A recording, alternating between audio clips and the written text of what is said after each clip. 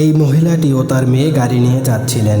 সৌভাগ্যক্রমে ট্রাকটি ঠিক সময় ব্রেক করে, না হলে তারা দুজনই ঘটনাস্থলে মারা যান। ট্রাকটি জোরে ব্রেক করার কারণে ট্রাকে থাকা অসংখ্য মৌমাছি বাহিরে বেরিয়ে আসে, আর ট্রাকে থাকা চালকটি মৌমাছির কামড়ে হাত পা ছুড়ছিলেন। এরপর তিনি দৌড়ে তাদের দিকে সাহায্য চাইতে আসেন, কিন্তু তারা ভয় পেয়ে চিৎকার করে ওঠে। কিছুক্ষণের মধ্যেই ট্রাক চালক মাটিতে লুটিয়ে পড়েন। তারা কিছু বুঝে ওঠার আগেই গাড়ির সামনের কাঁচ মৌমাছিতে ভরে যায়, আর ধীরে ধীরে পুরো গাড়ি মৌমাছিতে ভরে যায়। পরিস্থিতি এতটাই ভয়ানক ছিল যে তারা গাড়ি থেকে নামার সাহস পায় না। তারা দ্রুত পুলিশকে ফোন করে সাহায্য চান। খুব তাড়াতাড়ি একটি উদ্ধার কর্মীর দল সেখানে চলে আসে, কিন্তু এই মৌমাছিরা কোনো কীটনাশকে ভয় পাচ্ছিল না। ঠিক তখনই কিছু মৌমাছি গাড়ির ভেতরে ঢুকে পড়ে। তারা এতটাই ভয় পেয়ে যান যে কি করবে বুঝতে পারতেছিল না। যদি দ্রুত বেরিয়ে আসতে না পারে তাহলে তাদেরও ট্রাক চালকের মতো অবস্থা হবে। আর তখনই একজন দমকল কর্মী লক্ষ্য করলেন মৌমাছিরা ধোঁয়ায় ভয় পায়, তাই সে একটি হেয়ার ড্রায়ার এনে গাড়ির সামনে ধরেন আর ধোঁয়া ছাড়তে থাকেন। অবশেষে সেই মৌমাছিরা গাড়ি থেকে সরে যায়, আর গাড়িতে থাকা মা ও মেয়ে তারা দুজনই বেঁচে যায়।